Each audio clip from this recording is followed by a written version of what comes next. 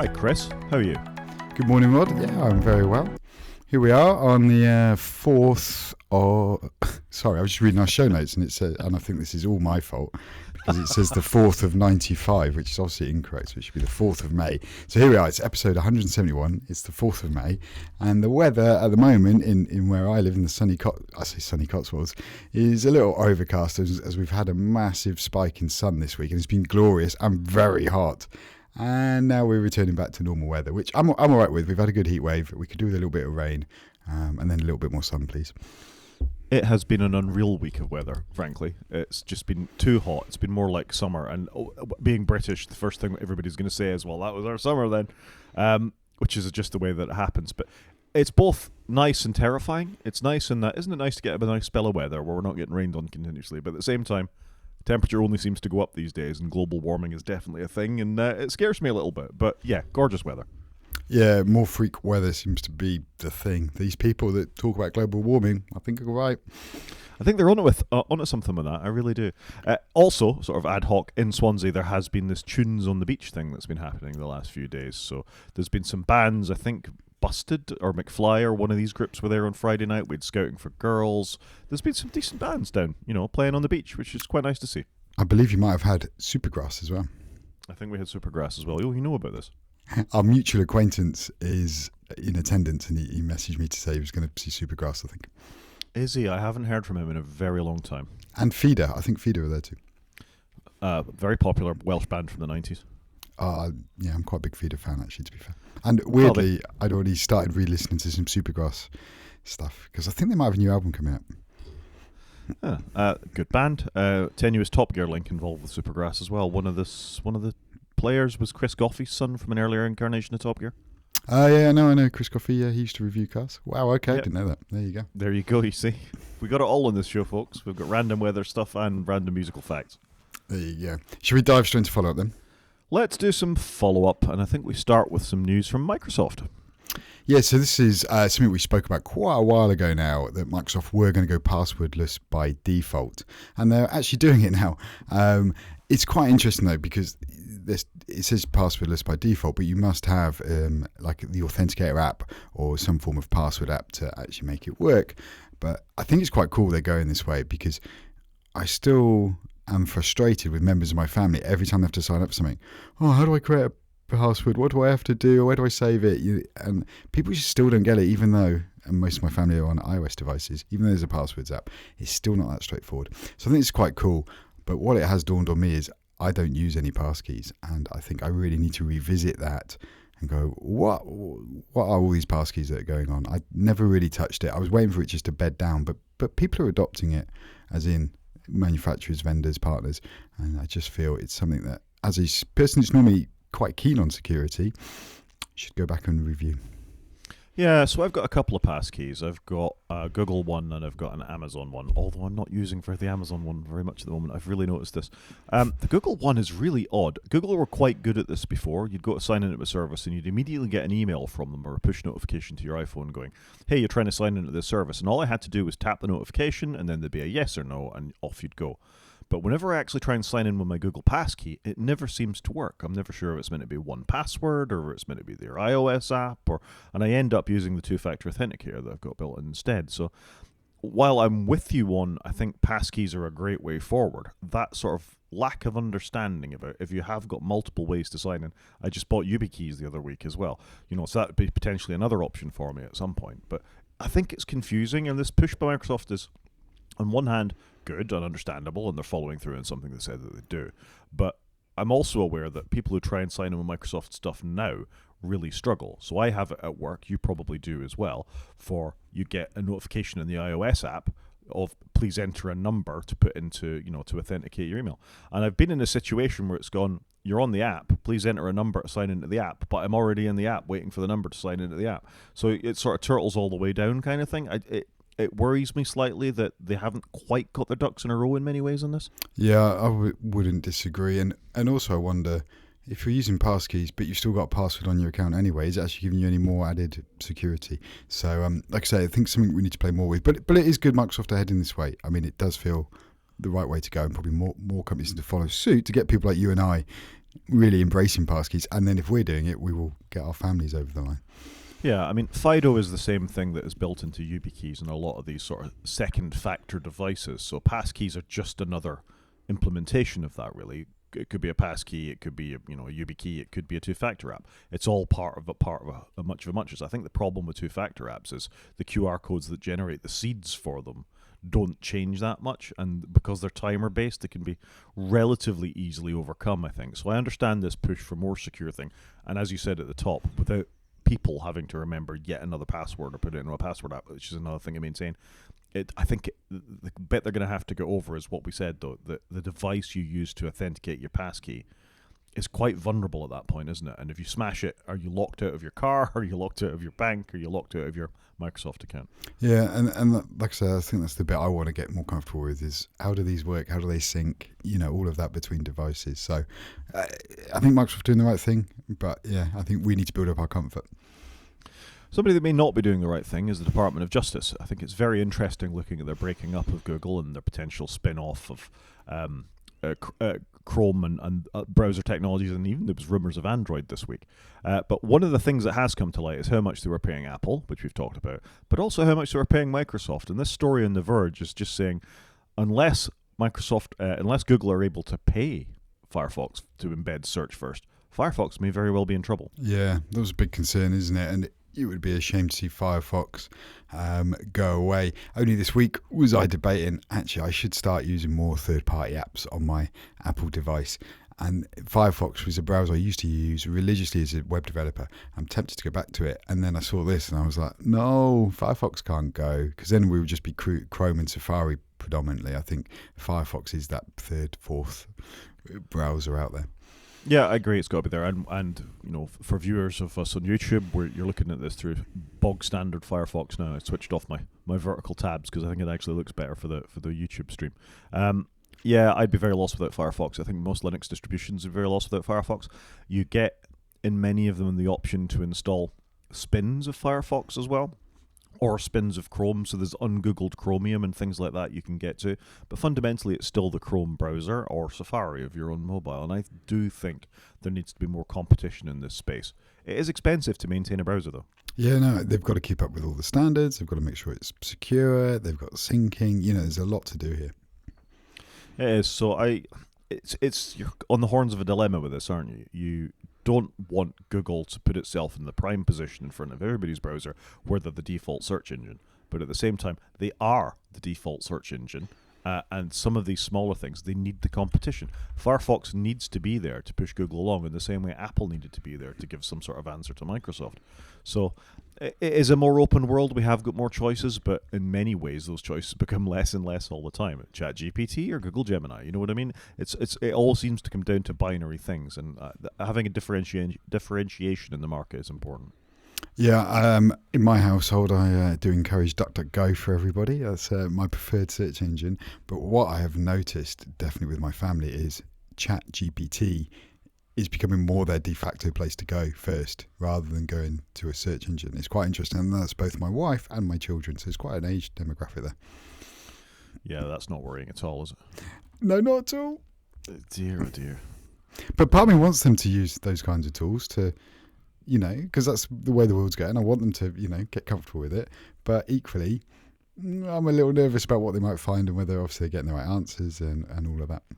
Yeah, I think that's fair. Let's stick with big tech for the moment and have a look at Microsoft getting twitchy over Europe's tech independence. Do you want to tell us a little bit about this? Yeah, sure. So, sorry, let me just bring that up. Whilst we were talking, I was actually just looking at the Firefox download and thinking, yeah, I should wean myself off and support Firefox. So apologies for that one. Yeah, so this story about Microsoft getting twitchy over Europe's tech independence comes from, I think, obviously, as EU is going, hang on, we're very dependent on lots of big American companies. We're dependent on Apple, Microsoft, and others.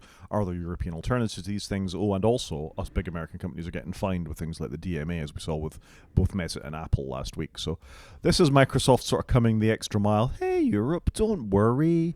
We are trustworthy. We're not going to jack up your prices or, be responsive to tariffs in the same sort of way. We know that there's a period of geopolitical volatility, so they're making 5 digital commitments to Europe to ensure that Europe can rely on Microsoft as a tech provider. What are you writing on that? I think this is quite interesting. And I worked at an organisation where we wanted to have all of us, all our Microsoft systems, servers, data in our country, which is the UK, and not have them in America, or ideally not in Europe. And we do this with all our partners. So I can see why companies are getting a little bit nervous around this, because people were nervous about storing data in foreign places before, but even more so now, because you just don't know what the commercial impact could be 12 months from now. And obviously to try and move services around, it's hard and takes time and needs planning. So I can see why people need to get that comfort, and I'm glad Microsoft are making a commitment to the EU. But what does it mean? What does it mean?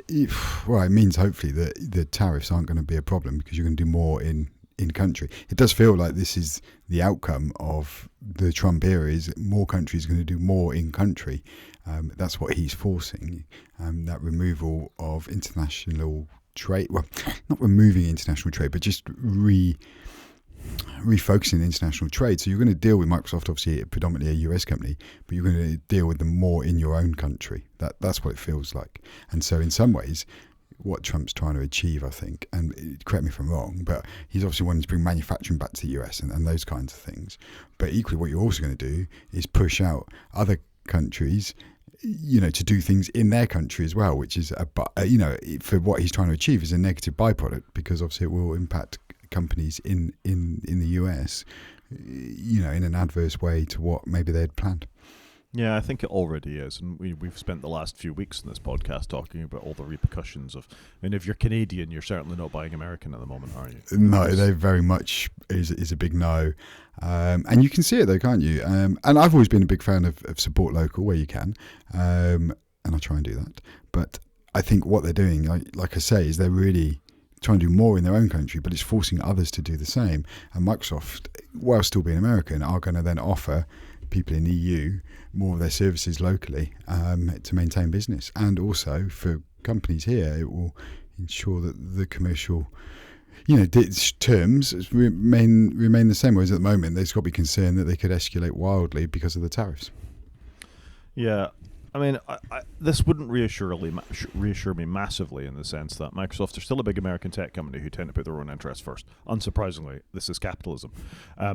If you are Europe and you have so many users and so many tech companies of your own, from the European company's point of view, it makes sense that they want to be seen to be in a more competitive position than Microsoft, because they want to sell their own products, and you can't blame them for that. It's a perfect storm in some sense for a European company. This is their chance to get out in front of an AWS or to get out in front of Microsoft Azure. But it's not trivial to do that. You're working in an organization that has built structures around Microsoft's current tech offerings. You can't just tomorrow, as we keep saying in this podcast, the cost of getting out, you can't just tomorrow flip one off and jump into bed with a European or UK provider. It takes time to transition an organization of any sort of scale, even a 2-person or 1-person business. It can take time to transition them. When you're talking thousands of employees that are sort of very with established business processes, it's hard. And Microsoft know that. If we look at the VMware sort of example, where the companies did actually make the choice. They jumped out of VMware and they went to another provider. It can happen. So Microsoft have got to at least politically say to the EU, of course we're going to be on your side. Of course we're going to push back against Trump. But what would actually happen if push came to shove? That is the question, I think. I think Microsoft are doing the right thing here, like I say. I think they're saying the right thing. To see if they're doing the right thing. Yeah, fair. They are saying the right thing. Yeah. I think we'll stick with Microsoft for the next couple of stories. This is a fascinating one to me. So this was a story on The Verge earlier this week that Microsoft proudly tweeted and stuck out in Mastodon and arrived in a couple of news things, that 30% of some Microsoft code was now written by AI, especially the new stuff. So the newer builds of Windows and Office, it's got 30% AI written code. And this seemed to be a celebration, and I don't understand why it is. I guess, though, And I think you and I are in the same place of going, that doesn't feel great, does it? As we are computer programmers, it's what we learned at university and we understand some of. And so it's a little frustrating in a way to see, coding become in a company like Microsoft, handed over to AI. What does this mean for the future of programmers?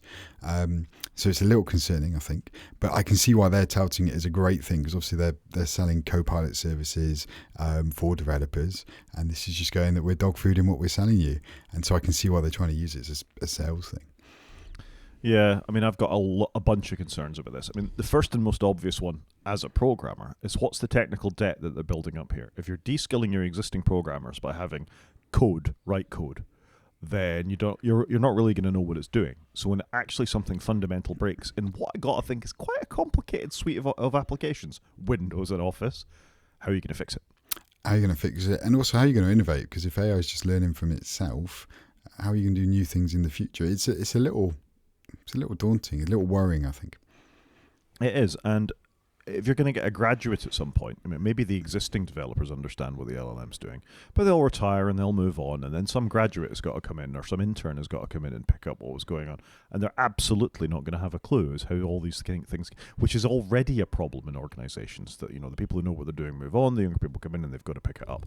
So that sort of succession planning inside of an organization, even more so with a large technical debt that could be produced by something like this. So this bothers me on lots of levels, I think. And also, you use Microsoft stuff more than I do, but I think it's getting buggier. I don't think Office is as stable as it was. I think there's little errors and things creep in, and maybe that's just me wish casting to a certain degree, that now I know that it's there, maybe I'm looking for the errors, but certainly the last couple of builds and updates from Microsoft that I've had in my Mac, there have been odd little crashes, there have been strange sort of behaviors inside of the application.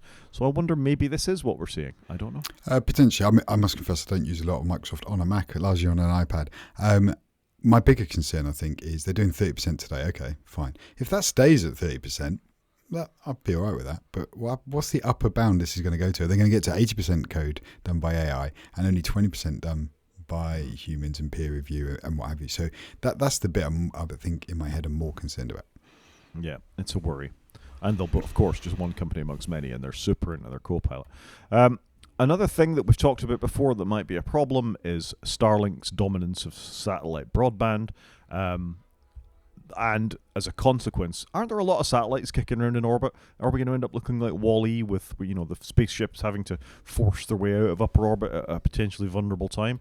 Well, now there's competition. You can go and you can buy an Amazon version. Well, they're in the process of setting up an Amazon version of Starlink, and it's called Kuiper, I think it is, which is Jeff Bezos' initiative, with 27 satellites just being launched, and he's also going to provide satellite broadband technology. What do you think of this?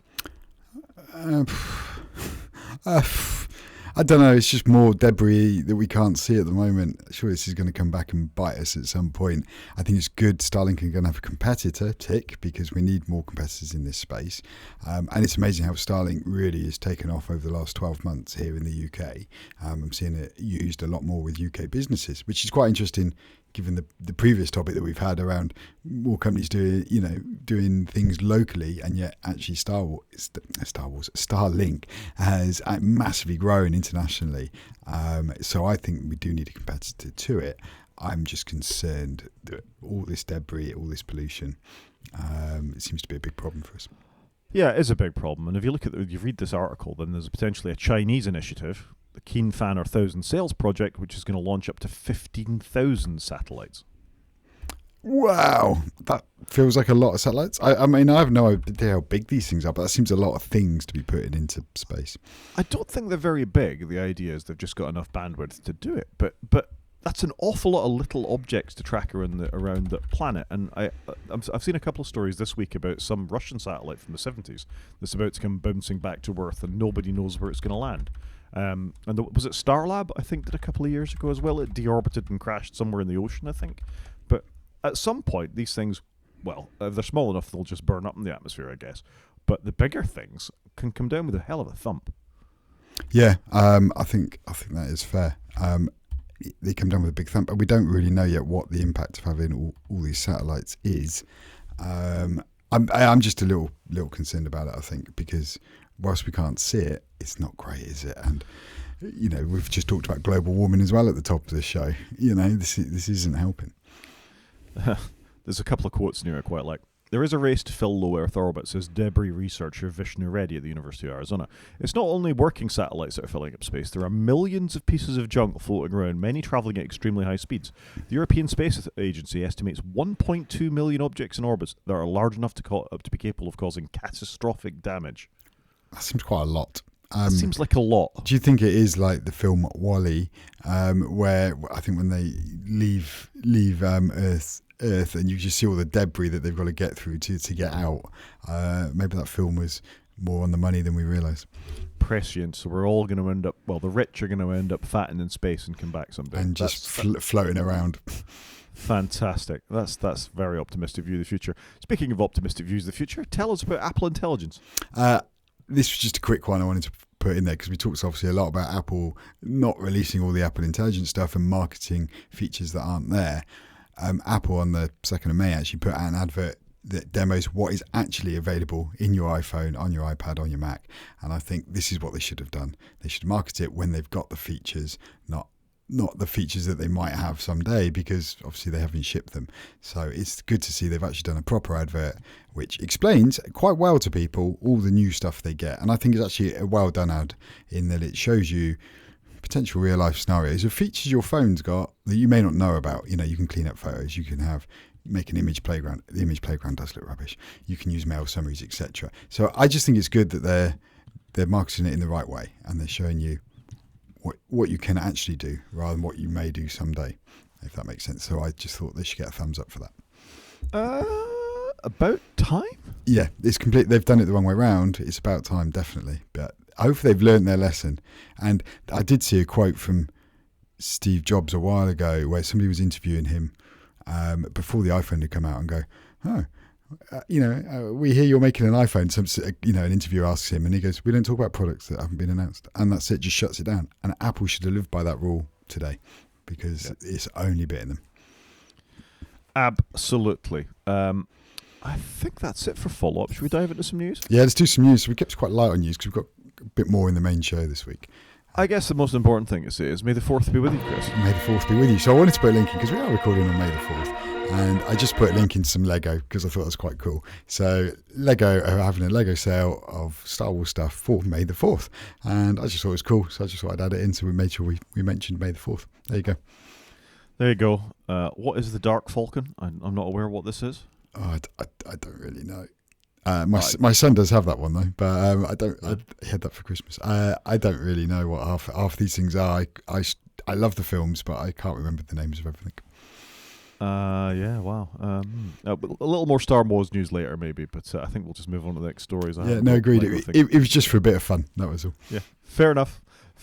On May the 4th, it's important to say this. Something that's not a bit of fun is Apple has warned iPhone users in over 100 countries that they are victims of spyware. So we've heard about this before. We've heard about after the NSO Pegasus thing that happened a couple of years back, which was an Israeli company, I think, that had created this program that could be run on bad actors or people they wanted to monitor within the country's phones that other people were able to get hold of, and then very bad actors were using it on journalists and things like this. So Apple has actually alerted some people that their phones may be under active attack from something like this that's ongoing, with users over 100 companies being warned that this is the case. So this is good, I think, on behalf of Apple that they actually do notify people. I wonder if they think it's spyware from Apple. It's quite unlike Apple, though, isn't it, to tell you something bad's happened. So I think hats off to them for that. And there's a copy of the text that Apple have sent out in the linked article. So basically contact all these people and they are giving you some good steps to take. They want you to enter lockdown mode, which if you remember on your phone is a mode you can use, if you're maybe in the public eye a little bit more, you think you're at risk, you can turn it on. I've never turned this on, but my understanding was this really locks your phone down. What it doesn't say is how you come out of being in lockdown mode, I guess. So, how do you then rid yourself of this spyware? They also want you to update to the latest version of iOS. So I wonder whether there's something in that latest version that blocks a vulnerability, or a backdoor. I wonder if this is related to the, I've forgotten the name of the technology, the Wi-Fi sharing application, AirPlay? It's not AirPlay, is it? What's the wireless sharing thing from Apple? Oh, God. God, you're looking as blank as I am, Chris. I apologise. AirDrop. AirDrop. Right. Yeah, Okay. I wonder if it's related to the AirDrop vulnerability. That's been a major thing the last couple of weeks. So, yeah, in fact, I think we've got it later in the show. We do. If I got this notification, I would scream, switch my phone off, and get another phone. Is that what you do? Absolutely. I wouldn't take a chance. I just immediately switch it off. I start from scratch with another phone. The worry, of course, is everything that's on your phone's already gone. But seeing this notification, would I believe that it was Apple sending me the notification and asking me to go into some funky mode? No, I wouldn't trust it at all, Yeah, no, I was just thinking through in my head, what would I do? And you've got the risk, like you've got mobile devices signed in, like iPads and phones and laptops, and then I've already got all my data. So if I set up a new phone, and also if you get a new phone, how long before that gets infected?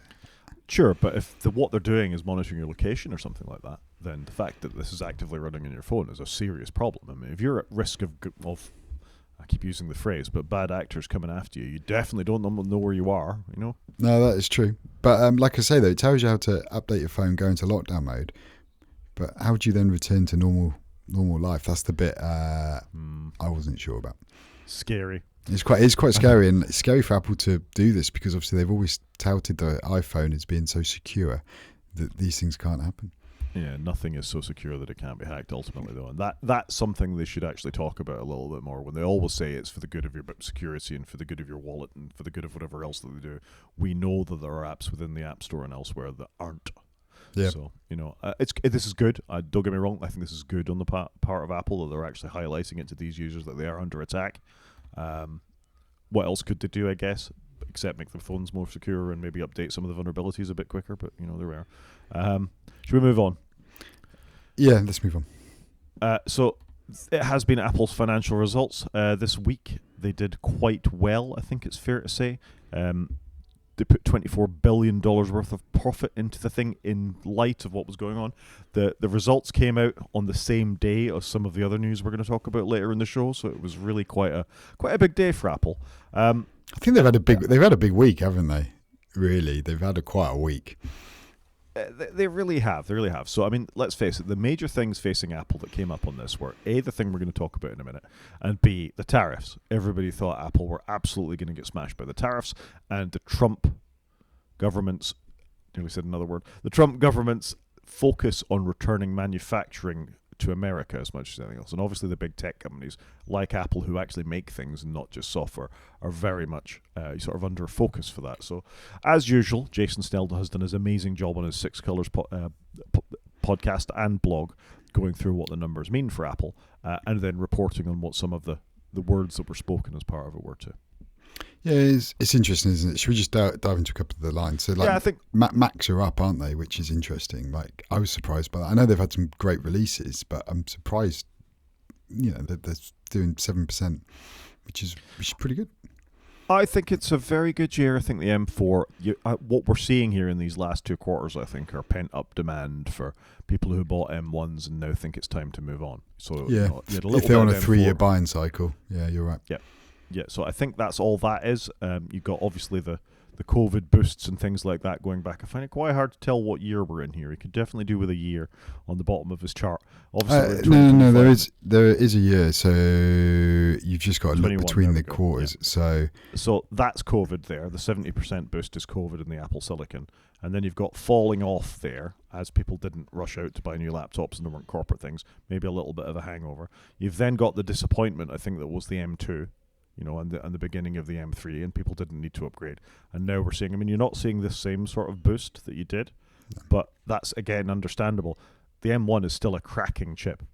Yeah, do you know what? If you've got an M1 device and you're just using your computer for straightforward things, it's a great device to keep. Why would you upgrade? The M4 is great, though, and I think this is good. So I'm always happy to see Mac go up.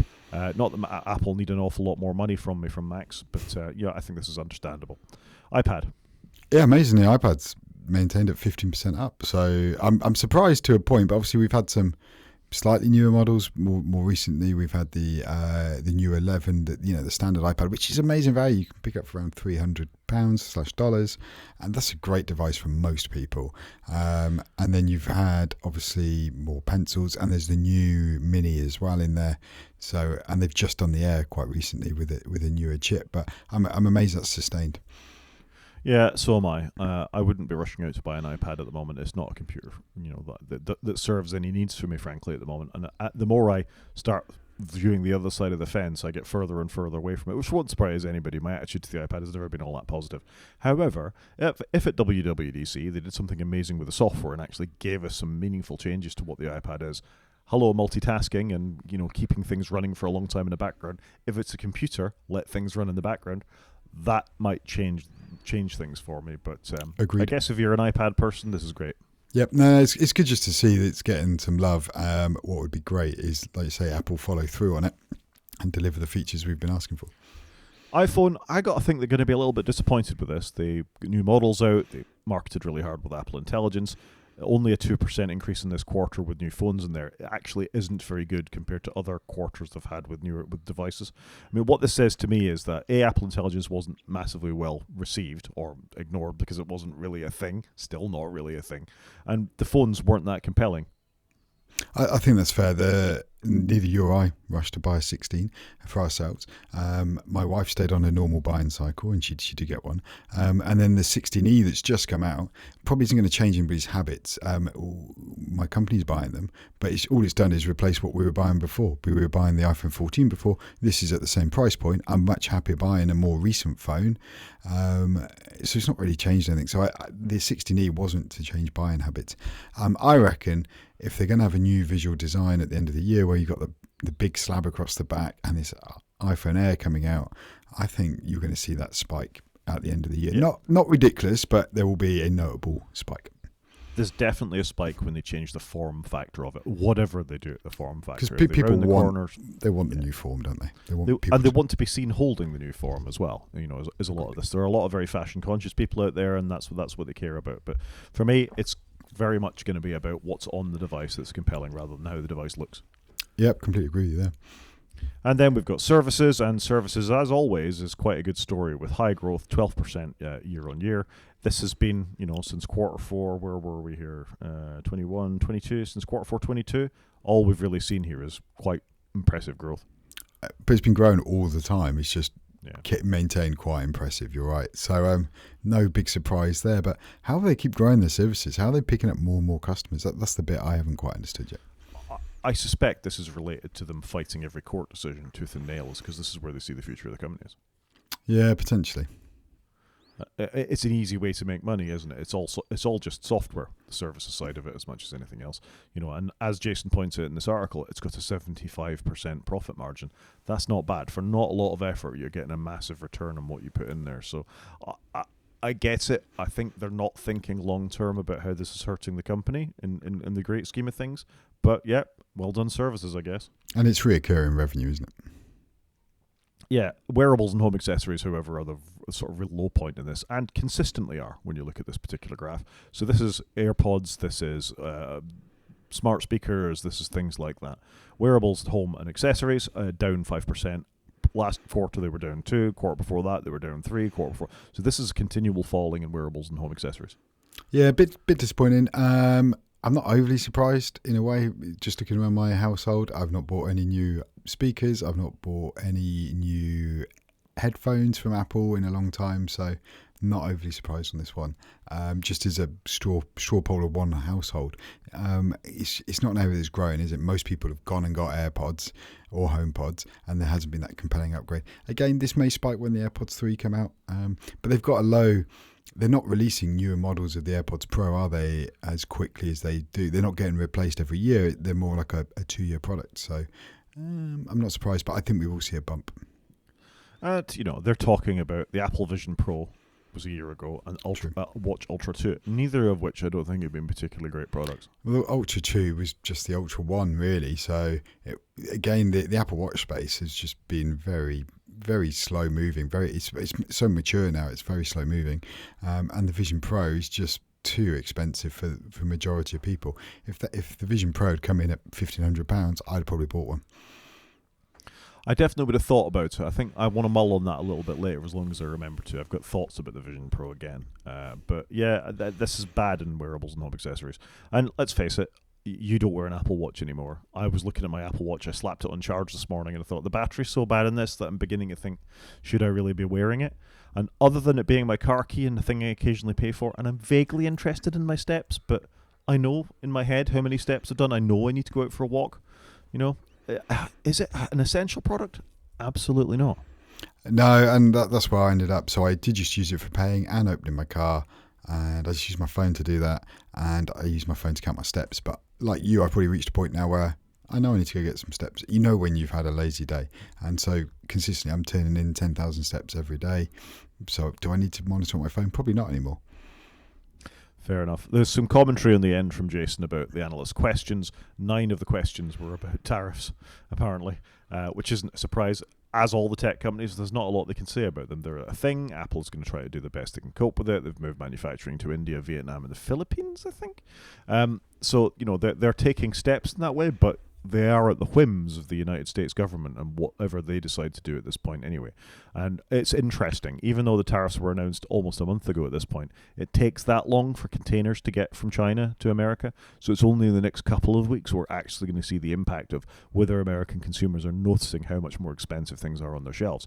And we saw a story also last week where Amazon were being told they weren't allowed to put on their website how much was being added to products because of the tariffs. Wow. So I think it's going to be super interesting. Because here in the UK, we pay VAT, value added tax, and it's 20%, and every checkout is clearly denoted how much you're paying for VAT. So it's going to be interesting to see how all this comes out. And as a consumer, I'd probably want to know. Yeah, you would want to know, because I guess it looks bad on the government. Anyway, that's it. That's the quarter. We've spent shows before. We've gone through these in massive amount of detail. I don't think we need to. I think that covers it fairly well, and we'll move on, eh? Yeah, I think it's a good overview, isn't it? Most things are up for Apple. It's just the wearables market that hasn't quite made it. Yeah, it's a shame there isn't a graph on there for attitude towards Apple, because I wonder what that would look like. Customer's perception, maybe. This is just a follow-up on the story we had a minute ago. Apparently, AirPlay is quite vulnerable and can be hacked via Wi-Fi. So this is just a PSA. They've updated this in the most recent patches of the operating system. But it's not a surprise where you've got a protocol that can be scanned and, you can jump on people's networks and automatically play things, that there's probably going to be vulnerabilities into it. So it has created patches that are available for impacted third-party devices as well. But this is just something to be careful out there and keep your devices up to date, folks.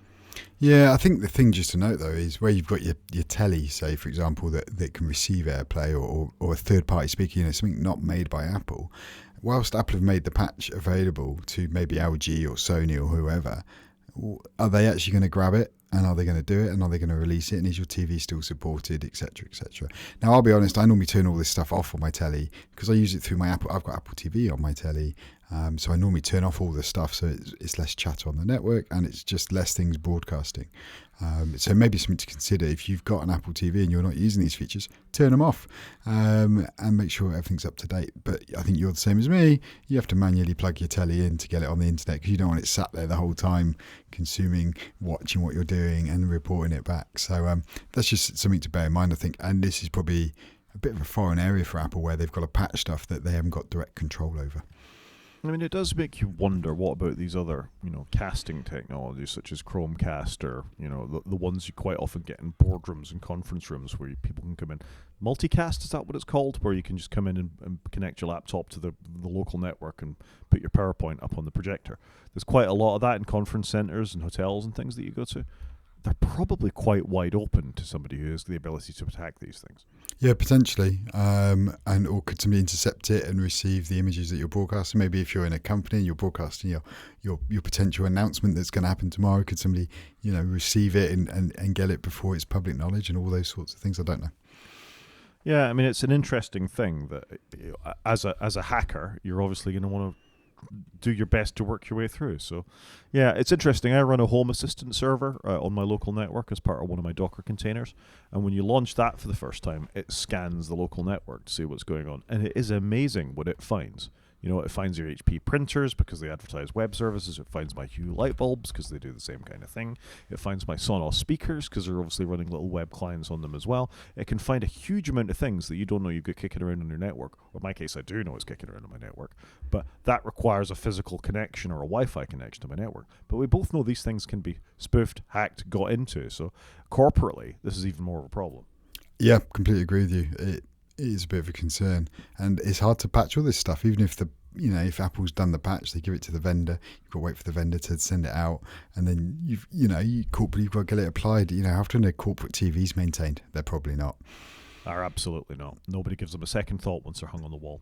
Moving on. Do you want to tell us about Apple paying $700 million in a patent damages case?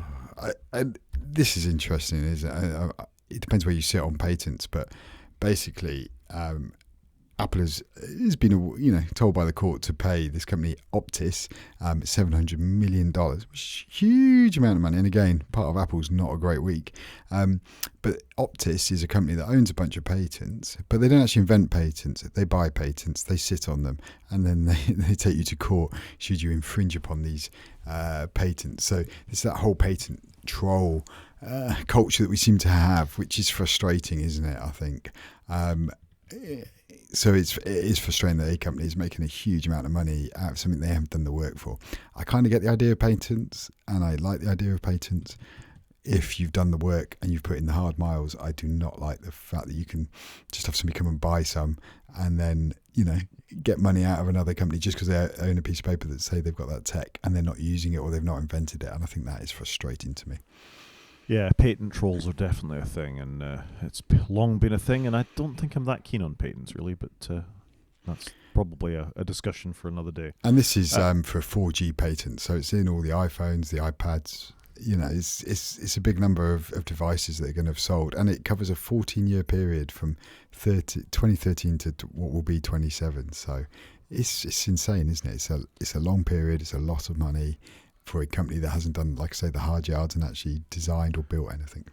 Yeah, that's fair. I vaguely remember BlackBerry being one of the first companies of being very aware of that some patent troll had sat on something about push messaging or something, and BlackBerry ended up in some fairly severe litigation with them over something like this. So yeah, it's ever has it been the way. Yeah, so frustrating, but like I say, what a week Apple's had. It feels like they've been, and some of it they brought on themselves, but attacked on every possible front this week. Yep. Also being attacked on every possible front is UK retail. So we have a couple of stories which are more or less the same thing. It started with Marks and Spencer's with a hacking group called something Spider. I forget, Scarlet Spider, I think they're called, something like that. Yeah, so Marks and Spencer's here in the UK is big sort of department store, sells clothes and food, and quite a premium, what you call a premium brand here in the UK. And yeah, they had to stop their website taking online orders. It's super interesting. Because we've seen this kind of thing before, but not to this scale. And it's you've highlighted it now. It's basically ransomware that they've got on some of their devices called Dragon Force. And obviously, it's ripping through their network. Who knows what M&S is like on the inside? Could you imagine how many devices they've got and multiple ways in? And then later that week, the Co-op got hit, which is again another, not a department store as such, but more a supermarket chain, and they've got squillions of outlets because they do a lot of smaller shops, and they've been hit as well. And what I found really interesting with their one is they've advised their staff to make sure when you join Teams meetings that you turn your webcam on, because I think they're worried that some of the attackers are going to be sat on their meetings watching what's going on and trying to get information that way. So, they must be having calls where you don't know who's on them. I don't think I've ever gone on a call in our company where I don't know who's on it, because you generally just check the list of participants. But it's quite interesting that is something they are doing to make sure they've got the right people on the calls and things. But I guess how many stores have Marks and Spencer got with managers at every store or deputy managers standing in for them, with IT company, departments here, there and everywhere. You think point of sale tills, you think, every time they do a return, their web ordering system, it's a vast thing that's affecting these companies. Yeah, but to see two get hit in quick succession, in the same week is pretty bad, isn't it? And then finally we've got Harrods have been hit too, which is super premium, expensive luxury store in London. and they're having the same problem. They've been attacked as well. So they seem to have had it to a lesser degree, in that online ordering's fine, their stores are fine, and they've got a seasoned team apparently that are sorting it out. So it's caused them a problem, but they haven't quite elaborated to what the problem is. And at this point, the government got involved because they obviously realised there was something going on. It was a widespread attack. So the National Cybersecurity Centre, who we've previously talked about not paying their threat detectives enough money to actually get them involved with this kind of stuff. So in some ways, you reap what you sow. But yeah, obviously there's a concerted attack going on against UK retail. About 6 months ago, there was something very similar with UK councils being attacked, which we talked about in the podcast. So I wonder how related this is to stories in the media for Russia and China and others when, in responses to America for how these things break out. Obviously, criminal organizations are going to do their best to attack these kinds of things anyway. There's money, particularly in retail, if you can have ransomware to get customer accounts, to actually siphon money off, to actually, be able to sell customers' details on the internet, their credit cards and all the rest of it. They're part of their ordering systems, how much they're paying the suppliers. There's a huge amounts of corporate secrets involved in something like this. Can you imagine what Harrods customer list looks like if you manage to get hold of that? Yeah, there's a lot of customer details in here. Imagine what they hold on people. If you put all this data together, you'd have a very interesting view of the world, wouldn't you? You really would. So this is worrying. I think those of us who work in, manufacturing or healthcare or research or universities or education, we've got to be very careful of this kind of stuff. That concerted attacks on an industry-wide level are not something that most countries are set up to deal with. It's rare that you'll have one then another then another. Typically one gets attacked and then there's a story about it. One trust you hear about, it's one university might have a problem, a company may have an issue. But for three major shopping retailers to be targeted in this way, what's next? Tesco and Sainsbury's, and you know what I mean? It's where does something like this end? And we're so dependent on point of sale or returning goods or being able to order something quickly at the drop of a hat. Things like this are very concerning. I completely agree with you that this is a big worry, and it probably hasn't impacted our lives that much. But like you say, if it's suddenly impacted a Tesco, which is a huge supermarket, people rely on it for food, it could be a big problem. And places like Co-op have struggled with their supply chain because of this, because obviously their systems are down, they can't place orders. Well, it's got to infuriate you with customers. Not only might they be losing your details, but if you can't take your return back or get your chicken for your Sunday lunch or something like that, then that carries a certain amount of customer resentment, and you'll go and shop somewhere else. And so the long-term impact of stuff like this is big. Yeah, no, it's huge. As they say, though, I think you've highlighted it there, it should be a wake-up call is what the UK government is saying for these places, because what we don't yet know is how they've got in. Is it because they haven't done the basics, or is it something more than that? Yeah, absolutely. I think a lot of these things are social engineering attacks. You phone up, you pretend to be another customer, and then you're in. It's easy enough to get the details for these kinds of stuff. So it's I agree, a wake-up call is what it should be. Should we do some media? Yeah, let's do some media. So may the 4th be with you, Chris. I don't think we talked about this before, and it seems very appropriate that we should talk about Andor Season 2. Did you watch Andor? No. This will surprise you. I have not watched Andor. Do you like Star Wars? I do like Star Wars. I kind of get annoyed when there's so many things I've got to watch to keep up with the universe, like with Marvel, for example. It's just too much for me to try and take in, and then when I get so far behind, I then don't play catch up. That's fair. Did you like the movie Rogue One? Yes, I loved it. This is the prequel to Rogue One. But Rogue One's a prequel to the yes. So, but this tells the story. This 4. tells the story of how sort of one of the major characters in that, Cassian Andor, came to be who he was. Right. Okay. That makes sense. So that's what it is, and it is terrific. And here's the thing that's going to make you watch it, Chris. Do you like the Bourne films? Yeah, I like the Bourne films. Who doesn't like the Bourne films? Tony Gilroy wrote the Bourne films. Do you know who wrote Andor? I'm assuming it's Tony Gilroy. Tony Gilroy. Oh, okay. It's the best Star Wars you can watch. And if you watch no other things, in fact, never watch another film again. But this is terrific television. There are no space wizards in it. It's purely sort of spycraft and stuff like that. And so do I need to watch both seasons? Because you're saying season 2 is coming, that's why it's in the news. And I need to go and watch season 1. Season 1, and you'll particularly enjoy the bits filmed in Scotland, I think. They're very obvious, the bits that are filmed in Scotland. It's a terrific cast. It's really well put together. It has some of the coolest short space sequences in there as well. But like I say, no Jedis, no lightsabers.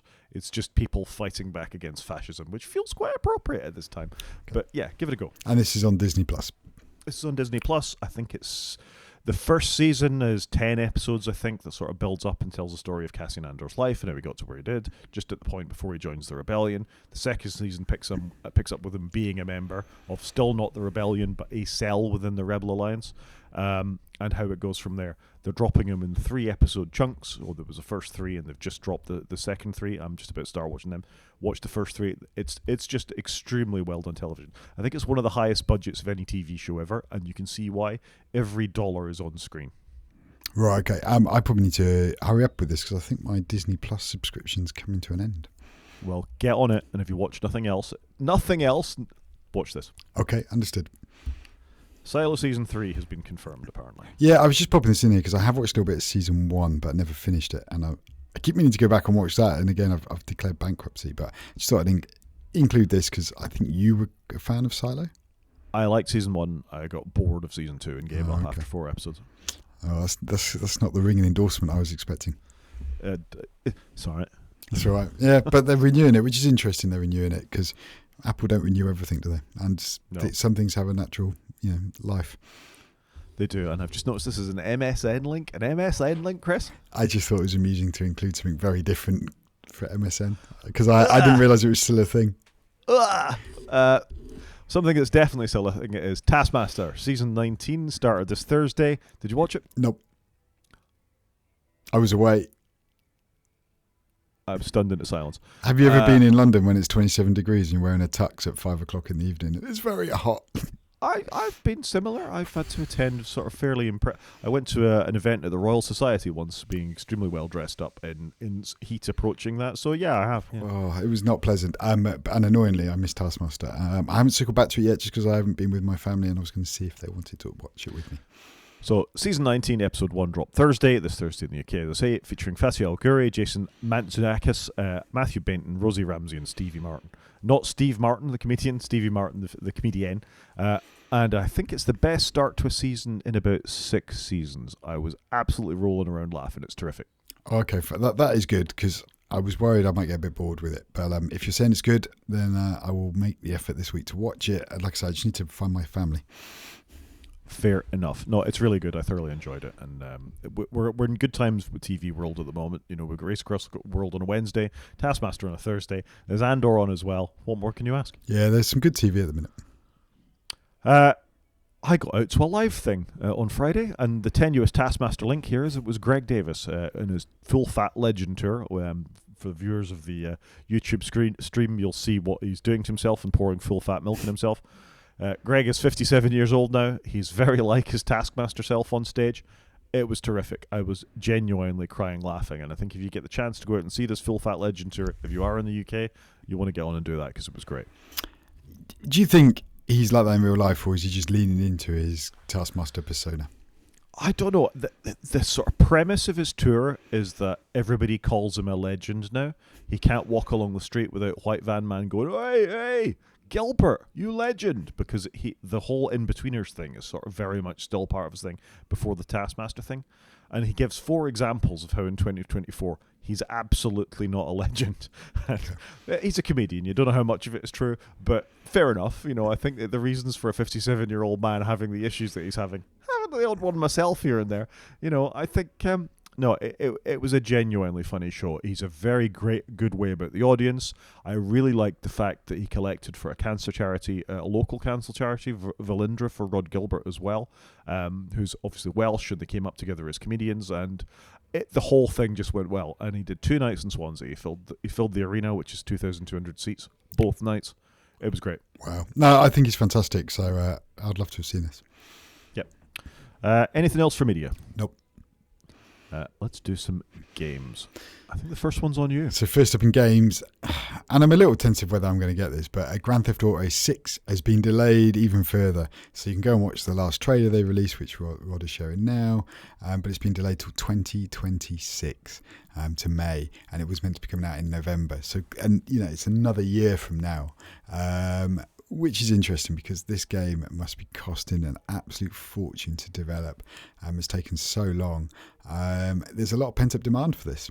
So it's going to be interesting to see how they do it, and will people wait for it? Because there haven't been a huge amount of games on the PS5 that have been really, exclusive, just PS5 only. So, yeah, frustrating, I think, because I wanted to give this a go and see if I would enjoy playing it again like I used to enjoy Grand Theft Auto, but frustrating. People will flock to it in their legions. They'll give all the money to it. Games will be 90 quid a pop or 100 quid a pop at that point, and they'll do very well. They still make a huge amount of money from Grand Theft Auto 5. Which has been out PS3, 4 and 5. It's had a long tenure, hasn't it? Yep. They buy the bucks in game. There's all sorts of mods in the PC. It's a license to print money for Rockstar. So yes, it's going to cost them a lot of money. And even if it's absolute garbage, people are still going to buy it. Yep. I hope it won't be. I hope they're delaying it for the right reasons and to make it better, and keep the quality. We shall see. Rockstar have had a good run with this. They've never really put out a complete duffer, have they? No, that's fair. Even from GTA 1, which I only bought because I heard on the radio that the Daily Mail were trying to get it banned, so I rushed out and bought it for my, I don't know, it was early PC or Amiga or whatever it was at that point. I played it on the PC, GTA 1. I remember that game well. That was cool. Top down, it was awesome. Yeah, and then the flip from GTA 1 and 2 to GTA 3 with being full 3D it blew my mind. GTA 3 blew everybody's mind, I think. It was just revolutionary. It was one of those games you don't get often where it's like, wow, I can't believe you can do this. Yeah, it's truly a game that entered cultural sort of appreciation with the font and the way that it looked and the way that it played and what wasted means and all that kind of stuff. So they'll be fine. It'll upset people that it's late, but I'd rather it was late than right than early and bad. Completely agree. Something that is bad is Electronic Arts have said they're not going to make rally games anymore. I've put this in specially for you, Chris, because I thought how much you used to love a Codemasters rally game. I love Codemasters, and annoyingly Codemasters got bought by EA, and EA do what EA do, buy stuff and then kill it. I just don't really understand why EA do what they do. They seem to buy all these companies, have these great properties, and then kill it. They just don't seem very good custodians of brands. Like they bought Bullfrog back in the day, and they've bought Command and Conquer off of Westwood, and they've just done all of these things, and it's frustrating. So I'm gutted they're not going to make any rally games. I do have Dirt on my PS5. It's the first PS5 game I bought. It's okay. It wasn't fantastic, but I've also bought some of the World Rally Championship games. They are hard, and I just don't think they've got enough of a following, and so it's getting killed, which is frustrating. I think they make the Grid games as well. They do Grid, they do Formula 1. Yeah. They do Formula... Codemasters do Formula 1 as well, so I have bought that. I'm with you, though. I mean, Codemasters are a developer that goes back to the UK. God, it must be 30 years now, possibly longer, making the Colin McRae games. Good 30 years. Yeah, and they were always well-tuned, well-received games that they put... Obviously, developers that loved rallying and wanted to bring as much of that to the screen as possible while making it fun. And they nailed driving. I think with the exception of Gran Turismo and maybe Forza Motorsport, it's probably the preeminent racing games. Yeah. Certainly for people to drop in and enjoy. So I think this is a bit sad, and you're right, it's EA doing EA. Yeah, it just chews me off every time EA buy anything. Yeah, because it's the death knell for the franchise. Yeah, it's then the long, slow, painful death sometimes. Yeah. Lastly, we have, and again, just a bit of heads up for you, the developers that came up with StarCraft looks like they're going to produce a new game. And I thought you'd find that exciting. Yeah, I love StarCraft. I think it's a cool universe. I like some of what Blizzard do here. Hopefully this will be a good one, but who knows? It's weird that Blizzard aren't going to do it themselves, but it'll be interesting to see where this goes, because again, Blizzard are owned by Activision and they're owned by Microsoft now, I think. So there's quite a long history there. So it'll be interesting to see what happens with this, but I would definitely like to see if this goes somewhere. I never got into StarCraft. I didn't mind Warcraft so much, but StarCraft never really did it for me. I didn't really like the universe so much. Oh, StarCraft 1 I played a lot, and it was good. For me, it came at the right time because I had time on my hands to play it, I think. I think you might have had family at that time. Yes, I'm old, Chris. Should we do a main show? Yeah, let's dive in. So, story of the week, and if you follow Apple News at all, this won't surprise anybody whatsoever, is that Apple kind of lost a court case that they won. I think that's probably the shortest way to say it. Yeah, I was a bit surprised by this. So the article you've got here, if you scroll down a little bit, there's a brief timeline. So this dates all the way back to 2020. You need to scroll quite a bit down. So it goes all the way back to 2020. Here we are, key timeline. I think it's August 13th in 2020. So if you look here, it started in August, and so let's just give a brief synopsis. So Fortnite, in their game, Epic, sorry, Epic, no, but in the Fortnite game, put in a mechanism so you as a player could go and buy credits not using Apple's in-app purchase method. And then in the September that year, Apple threatens Epic's developer tools and takes it, basically kicks them out of the App Store. So, Epic tried to circumvent Apple's policy. Apple then go, you're not, you can't develop, you can't have your games on our platform, we remove them. And then, a year later it starts going into court and the judge issues a verdict, and then they have appeals for a couple of years. And then, basically ruled that I think Apple could, like, they largely won it, was kind of the ruling. And then obviously they've been going through appeals, and then where we've ended up in April this year is they've basically come back and gone, well, Apple, you need to now, open up the App Store and allow people to go and buy things in apps without going through your payment platform. Allow them to go to the internet and pay for something, which is obviously mind-blowing to Apple, because what they've done over the years is not even allow you to put a link in your app to break out to your website. So if you had a subscription service and you didn't want to pay Apple's fees, you couldn't just go, sign up over here on our website, then come back to our app and it will all work. You couldn't do it. Whereas now in America and in the EU, you can do this, which is frustrating for people like you and I, Rod, because we live in a country that's not getting any of these new things, this new hotness. Yeah, this is fascinating. I mean, this is absolutely getting your whole head in front of the shotgun, actually. You win the case, and it was a dispute about payment. And the long and the short of all this is that Apple pushed back and did so much malicious complaint, and it would seem actively lied to the judge in the case about how they were responding to this. We'll come to that one at the end. Yeah, but it's just incredible that from a winning position, you've managed to get into a losing position. And not just a slightly, they're going to appeal all this, but the language that's come around as part of this judgment has really taken me by surprise. Yeah, I would agree with you there. Like I say, I thought Apple had won this. It was all put to bed. But where they've come back on is because Apple are using language that's, you're going to go to internet and it's really bad, and we're going to take 27% off the developer for allowing them a link to their own website in an app. And then the judges come back and said, no, we're not going to have any of that. You've just got to let people have a link however they want to have that link. You can't force it. You can't put this language up in front to say you're going out to the internet, and you got to let them do whatever they want, and you don't get to have a cut of it. Yeah, and so from the iGeeks blog you've got here, in April 25, Judge Rogers ruled that Apple violated the anti-steering injunction. She criticised Apple's restrictions as static links like friction screens and a 27% cut on external payments. Rogers referred the case to a U.S. attorney's office to consider criminal contempt against Apple. It's bad, isn't it? But not surprising, and they've obviously been so willfully negative about everything that they've put into this. They've actually pissed off the judge, and if you read a bit of the ruling, Gruber went through a bit of the ruling, the language is very clear. It's very rare that you see that kind of, in legal speak as well, clear language, and there's even a joke in there at one point about Apple trying to take a second bite of the apple or something like that. Wow. That obviously this judge is hopping mad about Apple's response to this. Well, because they did it really badly. If they were just growing up and said, okay, fair enough, they wouldn't then end up with this. I think what is annoying here is they're just doing this in the US. So in the US, if you've got, and we've got some links to Spotify, you'll be able to, tap on a link, go to the website, pay for Spotify, then come back to the app and use it. Here in the UK, though, we can't do that. Spotify can't tell us about going to pay online, and we still have to do it the old-fashioned way. So that is frustrating that it's just the US. But I'd like to think at some point Apple will go, we are just going to have one policy across the world. Let's get back to it. So, specifically in the US, the Apple must not impose any commission or any fee on purchases that consumers make outside an app. Restrict developer style, language, formatting, quantity, flow, or placement of links for purchases outside of an app. Prohibiting or limiting the use of buttons or calls to action. Exclude certain categories of apps and developers from obtaining link access. Interesting. Interfere with consumer choice to proceed in or out of app by using anything other than a neutral message apprising users that they are going to a third-party site.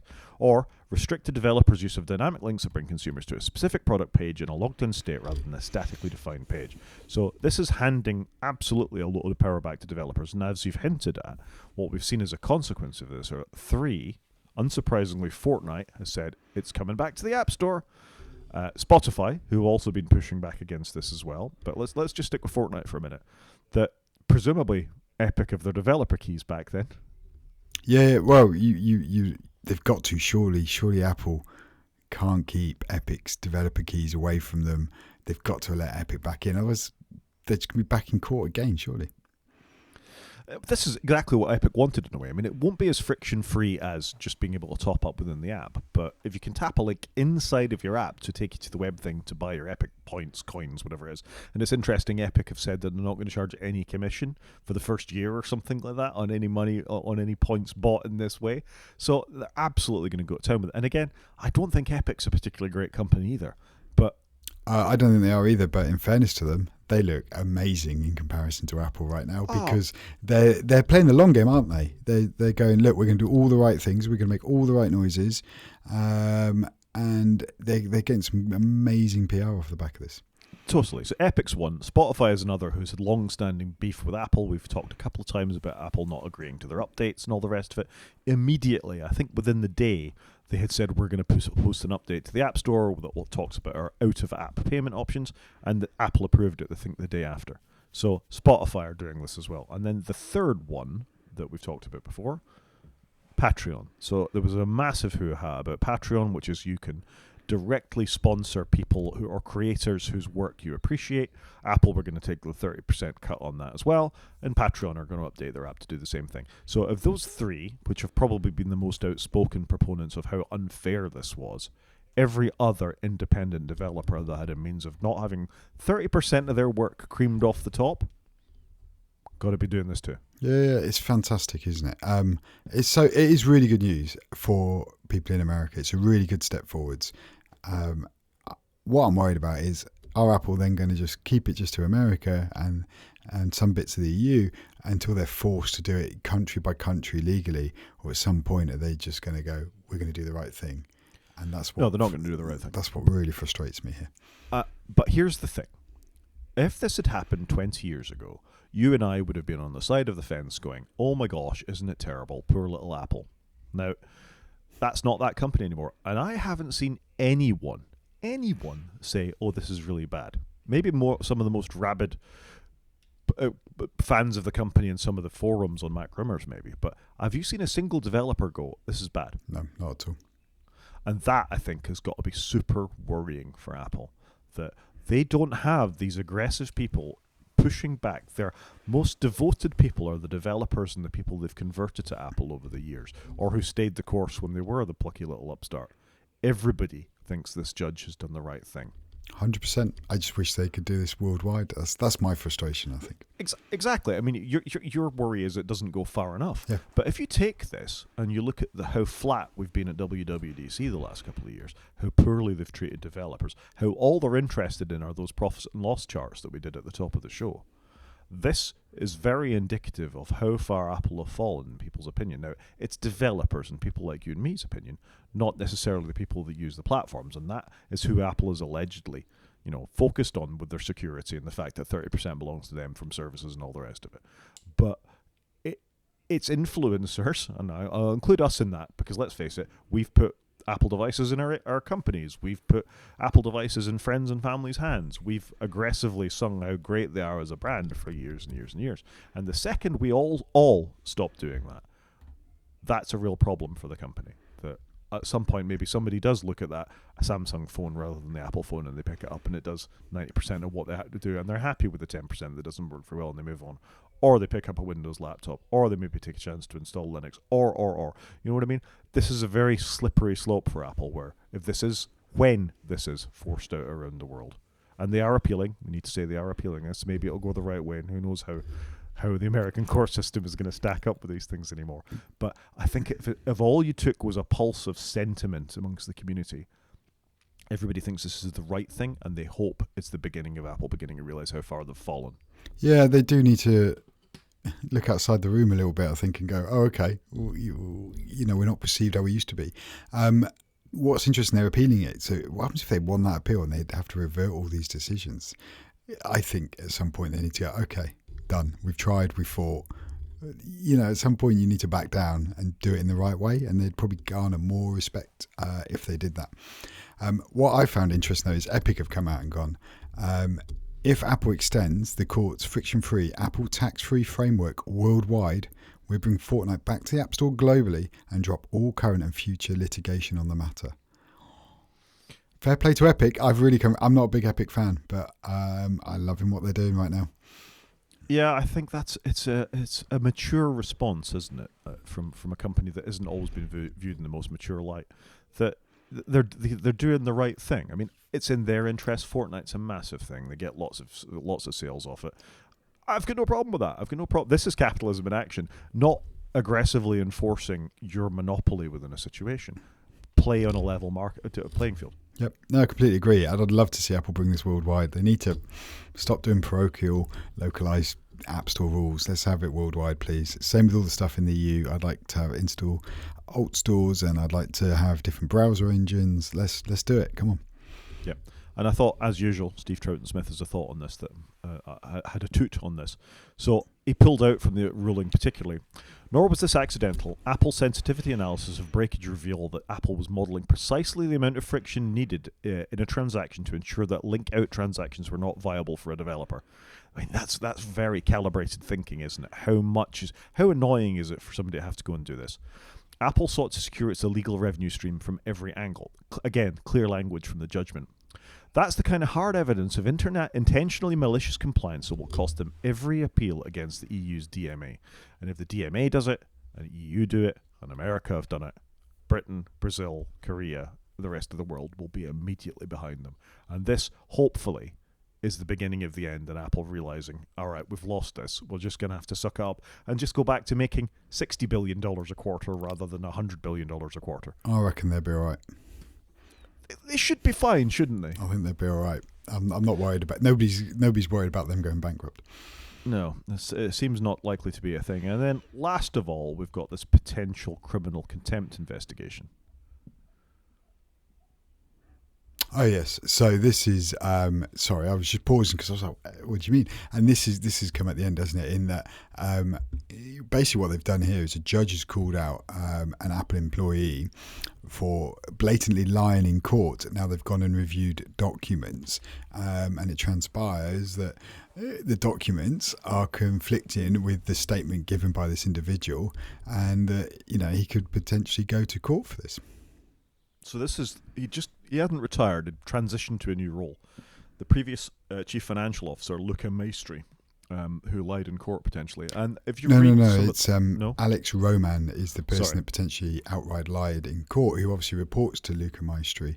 The bit that's happened here is Phil Schiller was urging the company to comply, who is now a fellow. He used to be in charge of worldwide marketing, but he's now an Apple fellow, and I don't think there's any other Apple fellows, whereas the CFO Luca Maestri, managed to get these rules put in place to not necessarily comply with the injunction, but to do it Apple's way. And obviously that's what Tim Cook went with, and it's come back and hurt them. And in the article, as you've highlighted, it says Tim Cook chose poorly.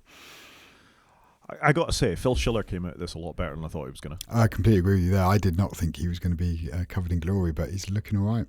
I thought Phil Schiller was the one who would have been pushing for this, if anything. That's always been his sort of personality. I mean, obviously an aggressive fan of the company, has been, in Apple as long as I remember Apple. He's been on the stage doing something or other. This is bad advice by Luca Maestri, and it's bad advice that, it's been put out, Cook Jules poorly. So it's just a fascinating thing, and I guess, next week will bring another roller coaster. But as you say, I think it sort of tops up a really impressive week for Apple. Yeah, not a great week for them at all, is it? And we're about a month away from WWDC and all of this going on. So what they really need now, I think, like I say, is to turn this into a positive. How do they act like a grown-up in the room and go, right, okay, we are going to do this worldwide. We are going to, comply. We are going to do it properly. We're going to go, do it above and beyond. But they're not doing it. They're fighting every little clause. I feel like this is their last chance, with a lot of developer goodwill. That if this WWDC, as you said a minute ago, if they step up and they go, right, here's a button, you turn it on, you can have an app store, you can do whatever the hell you want with link account in your apps. We're not going to charge. imagine the goodwill they'd have. Netflix would come back. They'd have developers in the Vision Pro. If you think about how the platforms have gone down over time, iOS was huge. Then they got quite good at app stores and the 30%. The iPad app store was less. Yep. The Mac app store was even less. The Watch app store was almost nothing. And the Vision Pro is nothing. And that developer sentiment as you tick down as they've added the app stores on this is really quite stark to see. Completely And I agree. think as they've tightened their clutches, more star systems are slipping through their fingers to keep it good on May the 4th. But do you see what I'm saying with that? I think it's a reasonable thing to sort of postulate. Yeah, no, I agree with you. They had a smash with the iPhone and they tried to emulate it in other areas, and nothing ever did, because not everybody needs an iPad, a Mac, a head-face display, a watch, whereas everybody needs a phone, really. That's how you exist in this world.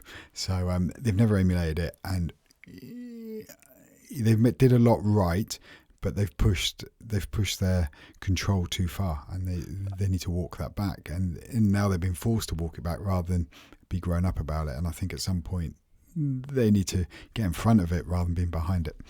Yeah, I think my point is the restrictions are hurting the other app stores more than anything else, and that's what they need to think. Well, you're not seeing that app, are you? You've never on any of these platforms seen that killer app that you must go get through the app store because there's too many restrictions. Yeah, they've made it too difficult to use, and you look at the apps that aren't allowed in the Mac App Store, for example, because of all the sandboxing and things they put into place. How long did it take Word to come to the Mac App Store? Yeah, you're right. I was going to say some of that might be Microsoft, but no, I think that was all Apple. No, it was all Apple. They had to reach out to Microsoft and do a deal, and even then, it wasn't very nice how they did it. No, and Carbon Copy Cloner and all these apps that actually make your Mac better. You take those things that have been around forever and aren't allowed to run it, and imagine what amazing things we could have on our watches or our Vision Pros if Apple weren't being, and I'm going to use the word deliberately, dicks. Yep, completely agree with you.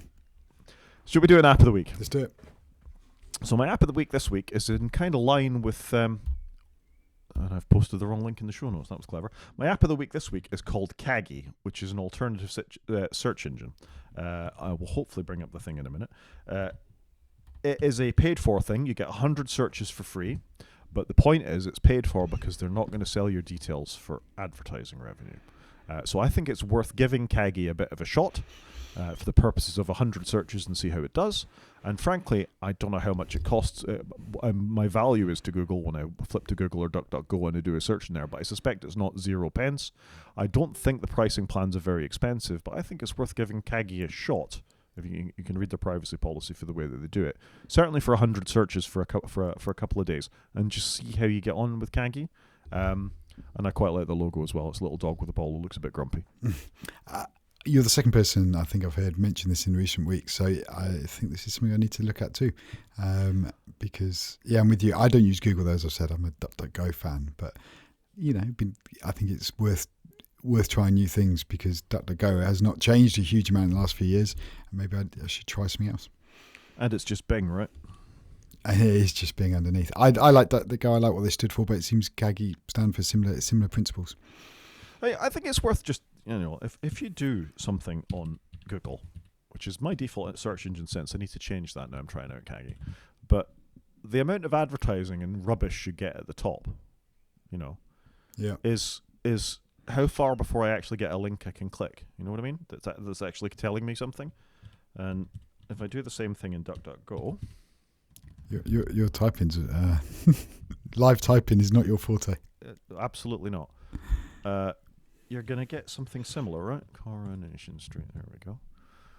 You still get, some advertising up at the top, and it's better, but it's not great, is it, with the amount of stuff going on here?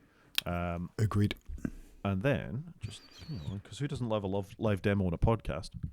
If I do Coronation Street, I get exactly what I want from Wikipedia and the ITV link. And that in itself is quite telling for, something that presumably pays Google and DuckDuckGo and Bing to have their things float to the top of the algorithm. So something as simple as that I'm quite impressed by. Yeah, that's quite cool. And I like the design, very clean. Yeah, so there you go. That's my thing of the week, app of the week, Kaggy. Kaggy. Okay, fair enough. Okay, so thing of the week for me, it's a bit of I know I've put a Google Play link so it doesn't try and hijack your Mac App Store. So I've put a thing called Omelette, and this is an app for controlling if you have a chicken coop, which is a recent addition in my household, as my wife has always wanted chickens. But the reason I've included it in, and it's relevant to the podcast, is it's an app, and you install the app and you obviously sign up for it, but you can add things in your chicken coop onto it, like the door and a light. And so I've done that, and this was a secondhand equipment that I purchased. And do you know what? It was so easy. I literally just loaded the app, stood next to the thing once I plugged it in, and it went, oh, here's a door, we'll add it to the app, done. And it just took seconds to set up and was so friction free. I was like, this is amazing. Why is HomeKit not like that? Because I also bought my wife a camera for to watch the chickens. I thought, I bought the same one I've got here, a Logitech Circle View camera, and I can't get it to add to HomeKit, and it's so frustrating. I've already got one of these cameras, and yet I can't add a second one, and I was so frustrated with it. But I just thought they've just made this so easy just to add your devices. And I just thought, well done to them, because obviously they're not a technology company. They make wire mesh and plastic chicken coops. And I just thought it was quite cool. And it's annoying it's not in HomeKit to one point, but yeah, it works, and it's all in the app, and it's really easy to use. So quite cool. So there you go. So, that sounds excellent. I think we expect a picture of the chickens next week. If we're going to talk about the weather, then we're going to have a picture of the chickens on the podcast. We can do that. There's 6 chickens, and hopefully they haven't come through on the microphone, because they're not terribly far away from where I'm standing right now. Well, I haven't heard any, but that doesn't mean they're not there. So there we go. I think we can call that a show, Chris. Yeah, I think so. So if anyone wants to get in contact with us, Rod is at g5maniac@mastodon.scot. He's also on Blue Sky, and he's at g5maniac.bsky.social. I'm on Mastodon, and I'm at _CJP at mastodon.social. You can watch on YouTube by going to the website and clicking on the link, or you can drop us an email at wakefromsleep@protonmail.com. Talk to you next week, Chris. Cheers, Rod.